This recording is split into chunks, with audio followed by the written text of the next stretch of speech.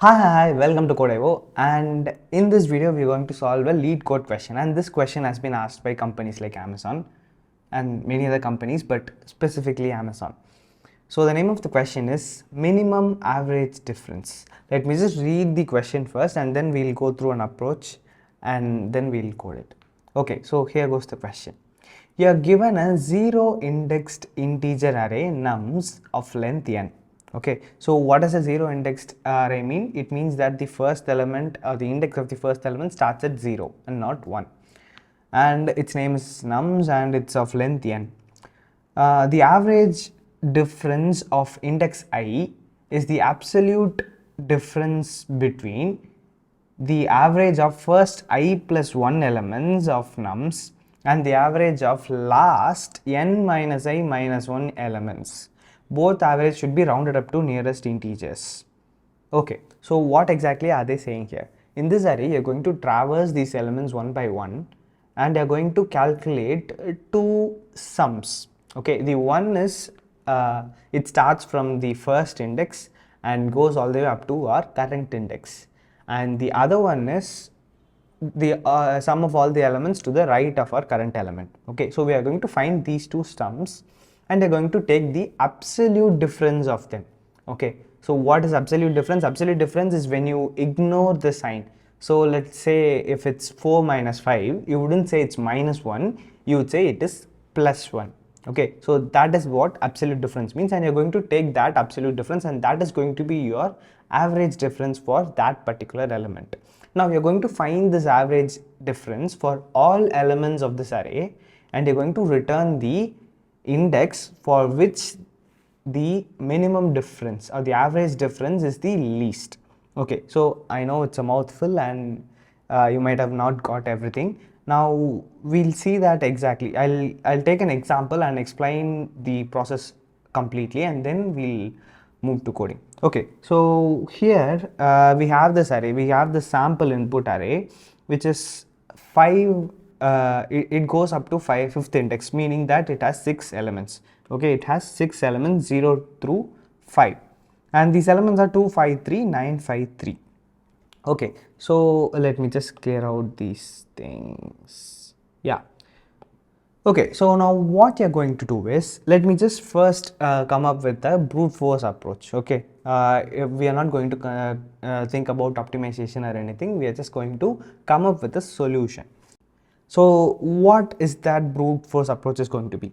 Okay, so here is the first element and what they have given is, you are going to take the first I plus 1 elements to calculate the sum for the left sum. Okay, so now when you are at this position, when you are at 2, that is index 0, what you are going to do is you are going to calculate two sums.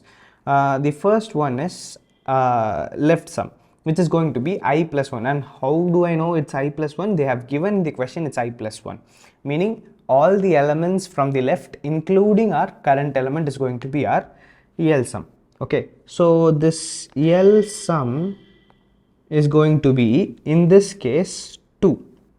Okay, because all the element including our current element is 2, all the element to the left including our current element, so I plus 1 elements, 0 to I plus 1 elements, and in this case I is equal to 0, right? So I plus 1 is 1, so 0 to 1 we have only one element which is 2, so that is our L sum, and our R sum is going to be all the elements to the right of our current element. This is our current element, so all the elements to its right includes all these elements from 5, which is the first index, to 3, which is our last index. So the sum of all these elements, and how they have given this in the question is n minus I minus 1 elements from the right. So what is n here? N here is 6 and I for our current position is equal to 0. So n minus I minus 1 is going to be 6 minus 0 minus 1, which is 5. So 5 elements from right. So 5 elements from the end. The end of this array is here, and if you count 5 elements, it's going to be this 3, 5, 9, 3, 5. Okay, so all these elements are included in our right sum. So we are going to calculate this right sum, which is 5 plus 3 plus 9 plus 5 plus 3, which is 5 plus 3 is 8, 8 plus 9 is 17, 17 plus 5 is 22, 22 plus 3 is 25. So this is our right sum. Okay, so now we have calculated the left sum and right sum for the first index, which is 2. Now what you're going to do is you're going to take the average of them.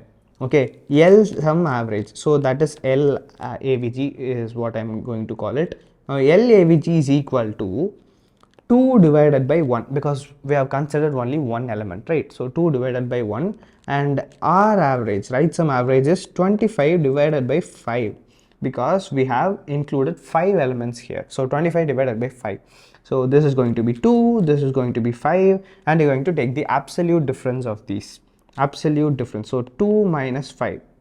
This is what we call as modulus. Okay, this 2 single line, right? This is what we call as modulus. It's a mathematical term, and we just ignore the sign of whatever the number present inside this. Okay, so 2 minus 5, modulus of 2 minus 5, which is 2 minus 5 is minus 3, and modulus of minus 3 is going to give you plus 3, because that is the absolute difference. We just want the absolute difference, we don't care about the sign.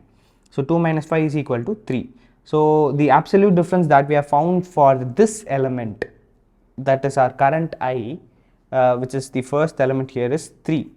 Okay, so now what I'm going to do is I'm going to create a pair of variables. The first one is going to denote the minimum sum. The current minimum sum that we have is 3, and it is at index 0. Because why am I noting the index 0 is because we are supposed to return the index at which we have the minimum average difference, right? So index should be noted, because that is what we are going to return. So 3 and 0, we are storing that. Now we are just going to repeat the same process for all the elements in this array. Okay, so let me just erase these things, and we are going to do this all over again. Hi, it's me again from a different timeline. So I hope you have been enjoying this video all along, and we are planning to bring a lot more of these videos, Leetcode solutions, and a lot more of these things. Okay, there are so many things in the making, and I'm not supposed to reveal those now. So hope you like this, and if you want more such questions, please comment down the questions that you want me to solve next, and I'll definitely do a video on that. And also consider subscribing. Why not? On to the video now. Bye. Okay, so this is where our I is going to be, and I is equal to 1. Okay, now how do we calculate L sum?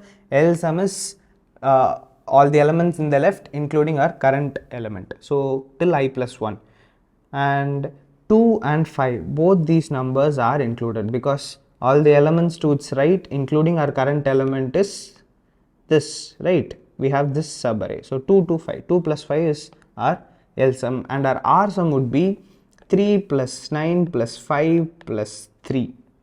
Okay, so what is going to be our L average? L average is equal to 2 plus 5, which is 7, 7 by 2. Now 7 by 2 is 3.5, right? But we are just supposed to take integers. We are not supposed to take floating point values, right? We are not supposed to take decimal values. We just take integers. So 7 by 2 is 3.5, but we just take 3. And right side average is going to be 9 plus 3 is 12, 12 plus 5 is 17, 17 plus 3 is 20. 20 divided by, we have 4 numbers here, so 20 by 4, which is 5. And again we have 3 minus 5, and the absolute difference of this is going to be 3 minus 5 is minus 2, minus 2 will change into just 2. Okay, so this is going to be our absolute difference, and now we have found a new absolute difference, right? So we have to check if this is the new minimum absolute difference. Our previous absolute difference, minimum absolute difference, was 3. Now we have to check if 3 is lesser or 2 is lesser. Now in this case 2 is less. Okay, so we have to update this saying that we have found a new element that is minimum, which is 2. I'm sorry, it is 2, and also the index of our new element is 1. Okay, so for every iteration you have to check if the current absolute difference for the element that we currently have, if that is the minimum one. Okay, the previous one was 3, now we have found 2. Since it is smaller than 3, we are updating this minimum sum and also the index. Okay, now this is basically it. You're going to do the same for all the elements present in this array. Now after 5, you will be doing this for 3, 9, 5 and 3.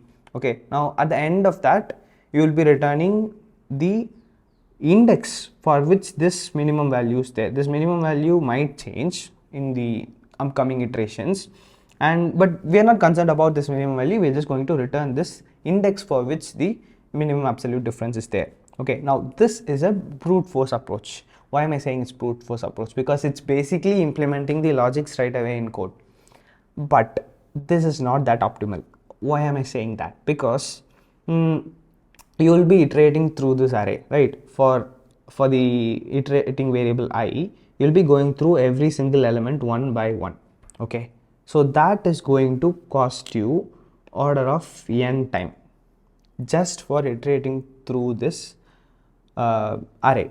Okay, now inside that, what are you doing? You're calculating the sum of these subarrays. Okay, you're calculating the sum of left subarray and right subarray, right?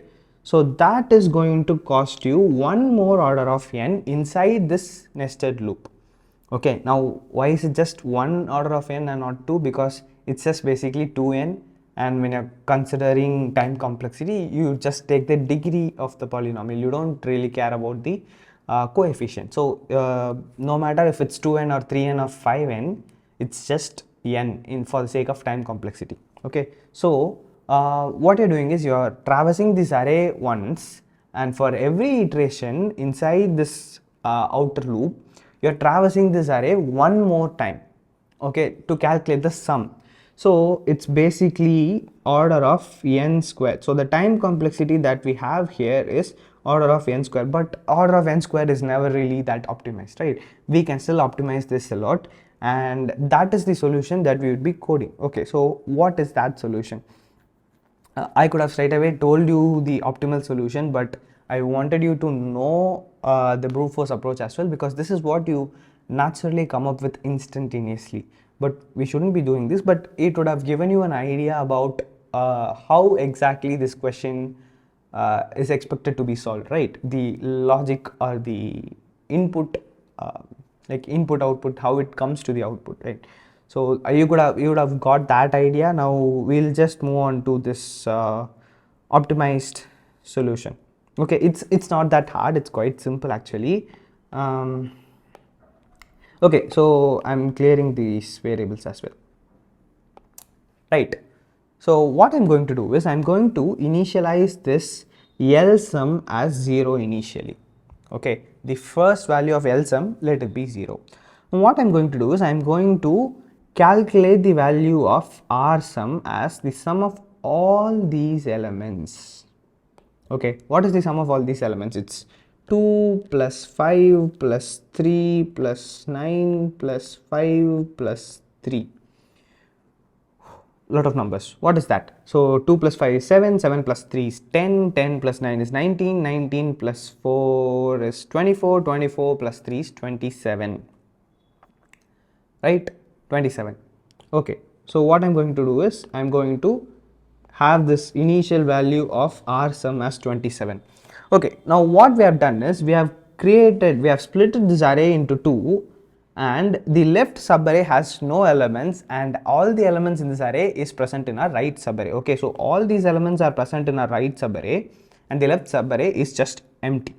Okay, so what we are going to do is we are going to start iterating through this array. Okay, we are starting at the first element, and now what I'm going to do is I'm going to add this element to our L sum. Okay, I'm going to add this 2 to our L sum, and I'm going to subtract this 2 from our R sum. Okay, listen carefully. You are iterating through the array, and you're taking our current element and you're adding it to the L sum and you're subtracting it from the R sum. Okay, now this is what we had, right? Even when we calculated separately, this is what we have. This is what we had. So 2 and 25, our L sum is 2 and our R sum is 25. Now you can just straight away go ahead and find the L average. L average is going to be 2 by 1. And for this 1, how do you know it's 1? Because it's going to be the sum of all the elements from the left, including our current element. And even in the question they have given it is I plus 1. Okay, so L sum is always going to have I plus 1 elements in it, and R sum is always going to have n minus I minus 1 elements in it. Okay, just remember these two things, and they've given in the question actually. You don't really have to think about it a lot.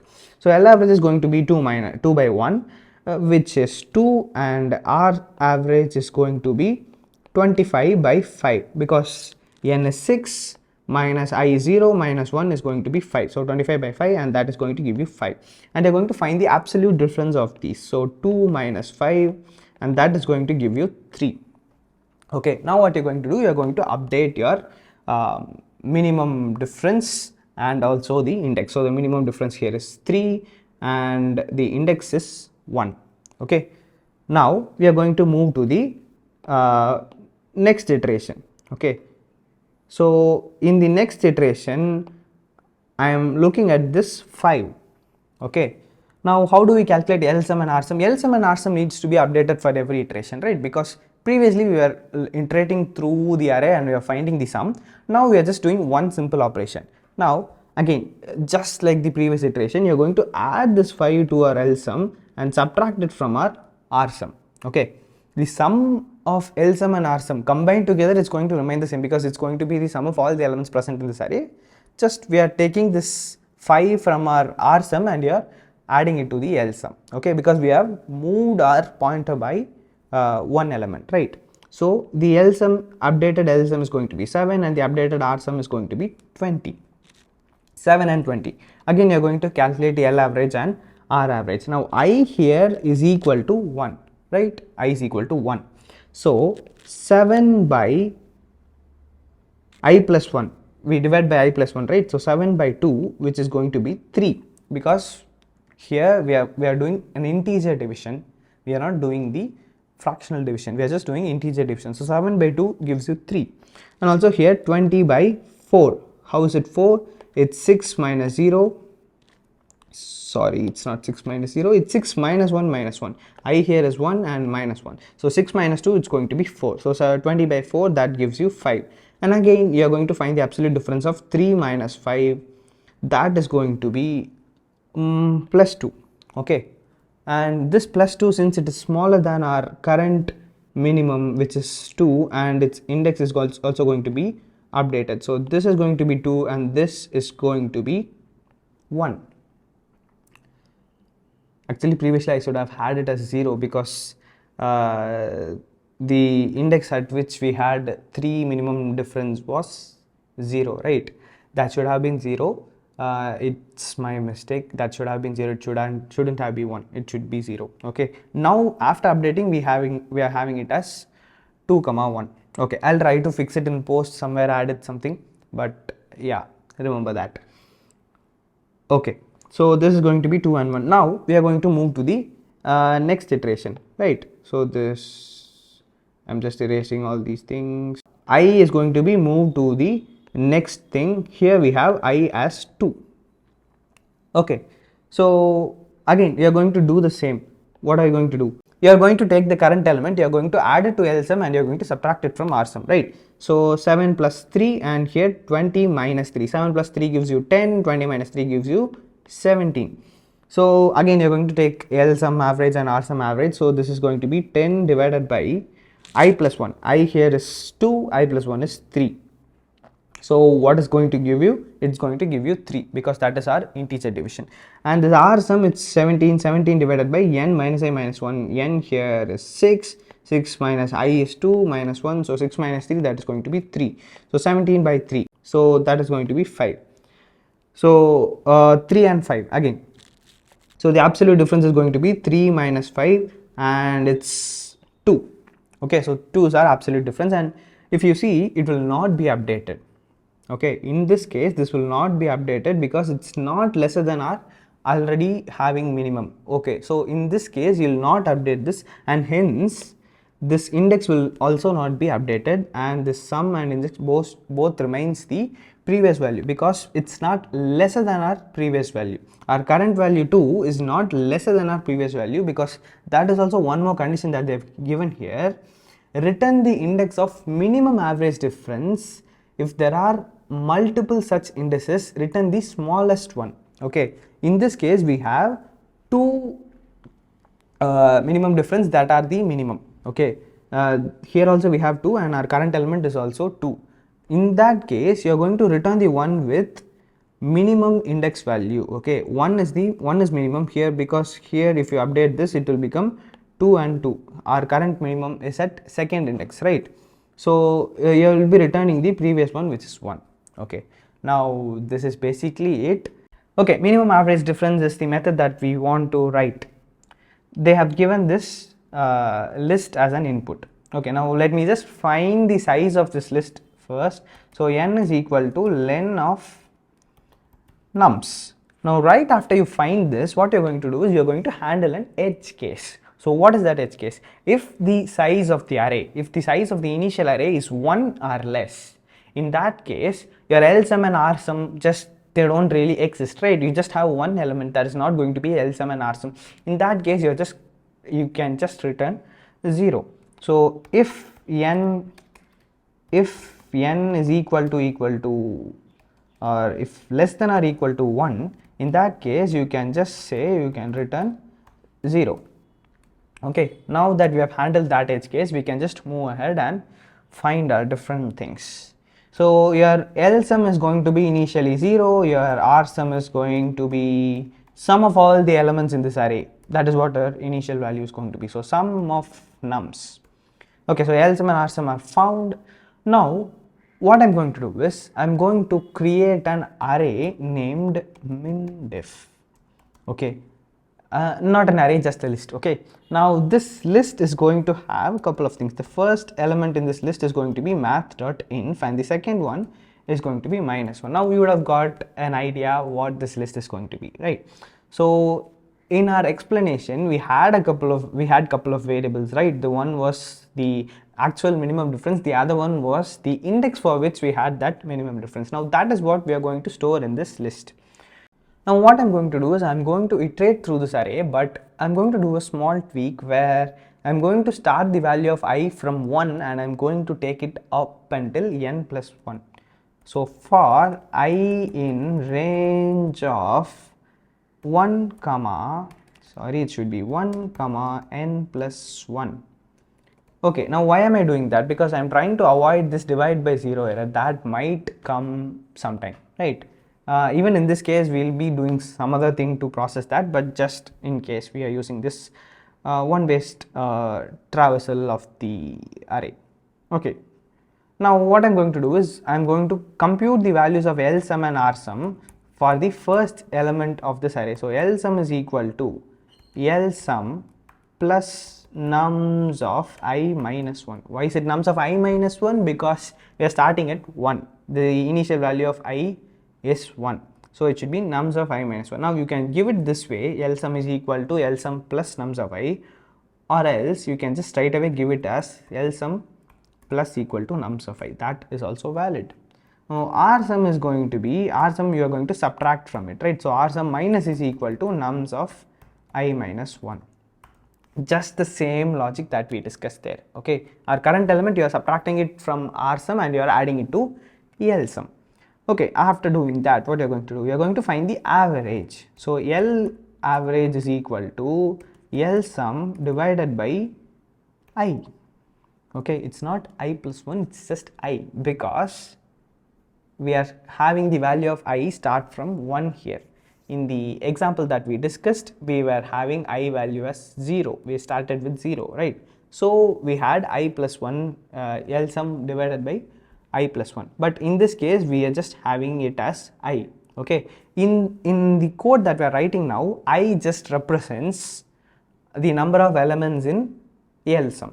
Okay. I here is 1 and we just have one element in LSUM for the first iteration. So L average is equal to LSUM divided by I. I'm using this double slash because that is what does integer division, right? If you don't do that and if you just use single slash, it will just give you a floating point only, which we don't need, because in the question itself they have given that it should be an integer and not a floating point. So L sum divided by I, and the other one is going to be R average. R average is going to be now this is a tricky part. Okay, this is where I said we might encounter that divided by 0 error. Okay, so R sum we are going to assign it to 0 if n minus I is equal to 0. If not, we are going to return R sum divided by n minus I. Okay, let me just explain this line once. So this could be n minus I, not n minus 1. It should be n minus I. That is a mistake that I did already when trying to solve. So just be careful of that. Okay, now R sum, we divide R sum by n minus I minus 1. That is what has been given in the question. But here the value of I starts at 1, right? So it's just going to be n minus I. So while dividing by n minus I, if the value of n minus I were to become 0, in that case R sum divided by 0 would be 0 by 0, and that would just give an error, right? Our computer wouldn't be able to compute that. You cannot divide any number by 0. That is just simply not possible. So we are just bypassing that. We are not allowing the computer to do that by using this condition. We are assigning R average as 0 in case where n minus I is 0. If the value of n minus I is 0, it just means that R sum value is 0 and the number of elements in R sum is also 0. In that case, you are not computing the value of R average and you are assigning straight away 0. If that is not the case, if n minus 1 is not 0, you will be assigning R sum divided by n minus I. Okay, now this is the only tricky part here. Just be aware of this and have this in mind.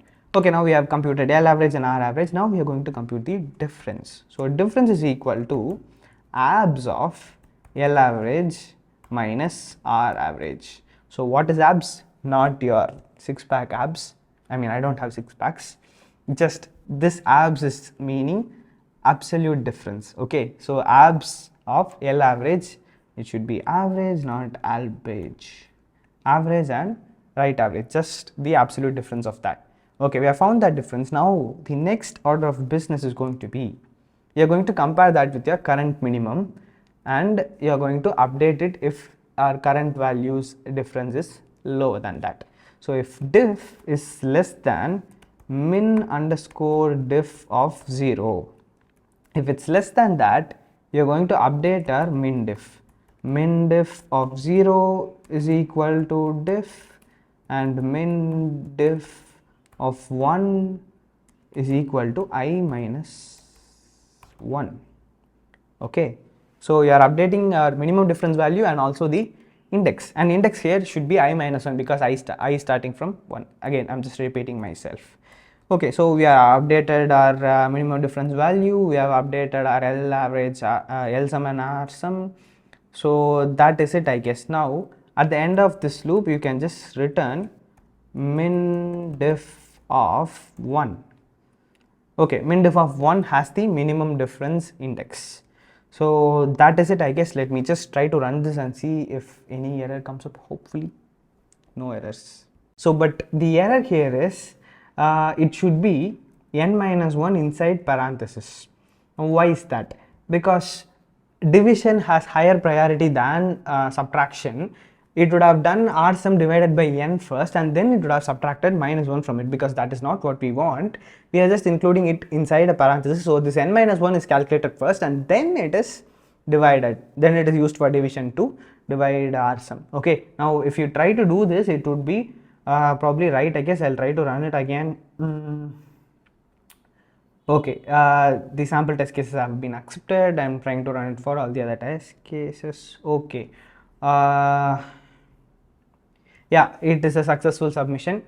That is it, I guess. And also I'll give you a GitHub link in the description. You can go and check that out. In that you'll have this code in Python and also the same logic implemented in C++ and Java. So go and check that out. Hopefully this video was useful and you understand this a bit.